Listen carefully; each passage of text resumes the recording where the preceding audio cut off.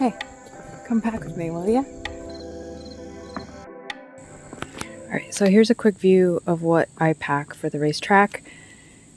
Apart from the obvious, which I'll get into more, we have helmet, torque wrench, handheld compressor, tire pressure gauge, some tools.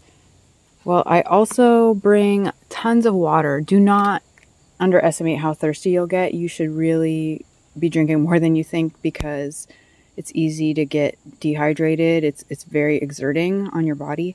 And also sitting in a hot parking lot, I bring a camping chair because in the time in between sessions can be long. And I bring sunscreen and a whole setup for my tethering my camera. Yeah, I also bring gloves and hand cleaner because I know that in checking my tire pressure, my hands will get dirty. So I also bring blue towels. And then the chocks. I never used to bring chocks, but then I encountered a paddock where it wasn't flat.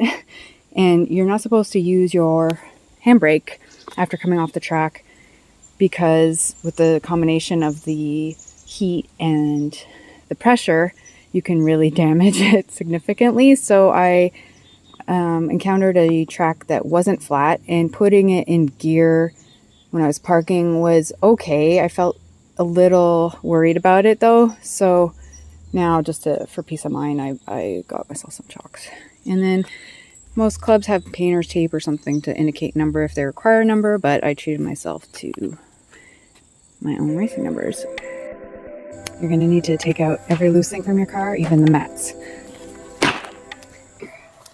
So the first thing I did to upgrade from stock was I changed the brake fluid to higher boiling point brake fluid. I ended up getting Motul 660.4. I had to buy it and bring it to the mechanic so that he could switch it out. So my second year, I ended up getting SRF racing brake fluid, which is also .4 for this car. Yeah, the last thing you want when you're at those high speeds is to not feel any resistance when you're actually pressing on the brakes. So yeah, and brake pads can fade throughout the day. So the other thing I did my first year was I swapped to street track pads. I got Hawk HP Plus, but I kind of got made fun of a little bit at the racetrack for them because it's such a heavy car, this M3. It was fine though for my first year. I mean, I think people forget what it's like your first few times. Then I ended up upgrading to PFC brakes, PFC 08. And those squeal so badly. My kids are embarrassed, but they work amazingly well on the track.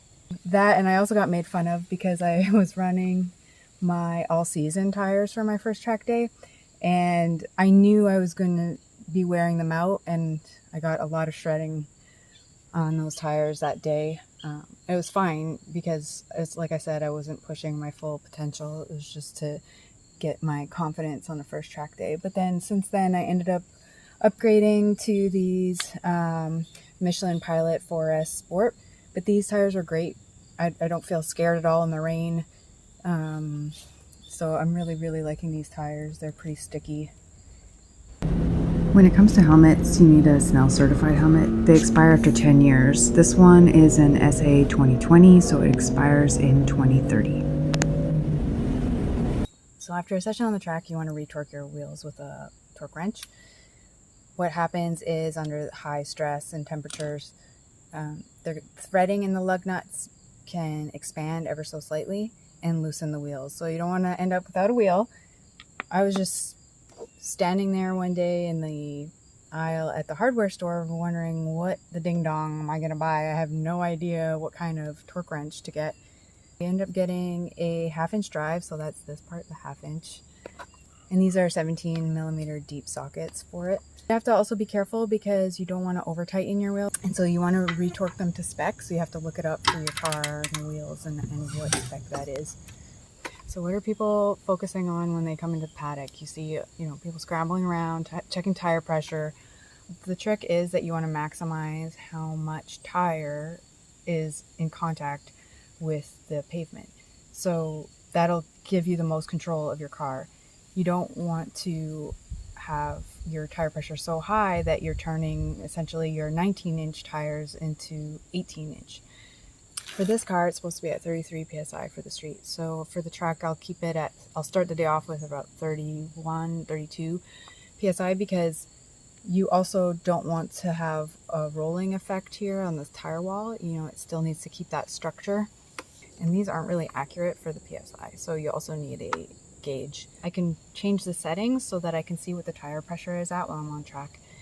And the other way you could go about it too is you could bring some chalk and just see where the shredding, where the wear is happening. Regular car insurance companies won't cover track days, so you have to just Google and look up track day insurance and you can get coverage for the day. For my car, it ends up being about $350, which is a little more than the cost of the track day itself.